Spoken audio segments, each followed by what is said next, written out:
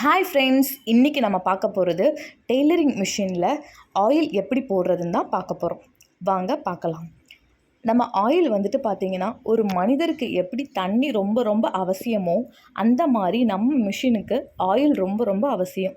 தினமும் night oil போடணும். அப்படி போட முடியாதவங்க வாரத்தில் 3 நாளாவது ஆயில் கண்டிப்பாக போடுங்க. அப்போ தான் மிஷின் வந்துட்டு பார்த்திங்கன்னா நல்ல ஸ்மூத்தாகவும் சவுண்டு கேட்காம நல்ல ஒரு ரஸ்டிங்கும் இல்லாமல் உங்களுக்கு ஒர்க் ஆகும்.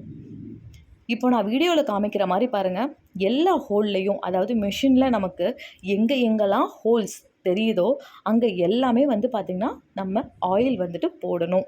அப்படி போட்டால் மட்டும்தான் உள்ளே வந்துட்டு எந்த ஒரு ஸ்ட்ரக் இல்லாமல் நமக்கு ஒர்க் ஆகும் மிஷின். அடுத்தது வந்து பார்த்திங்கன்னா, அந்த ஊசி இருக்குது பார்த்திங்களா, ஊசியில் வந்துட்டு பார்த்திங்கன்னா அது மேலே அந்த அந்த ஃபங்க்ஷன் நடக்கிற இடத்துலலாம் வந்து பார்த்திங்கன்னா எண்ணெய் வந்து நல்லா போகணும்.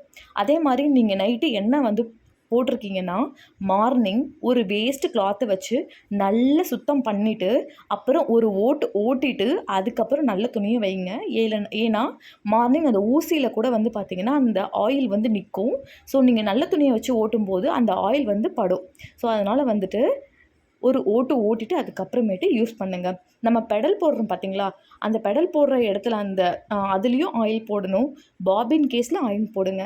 நம்ம சேனலை லைக் பண்ணுங்கள், சப்ஸ்கிரைப் பண்ணுங்கள். Thank you so much.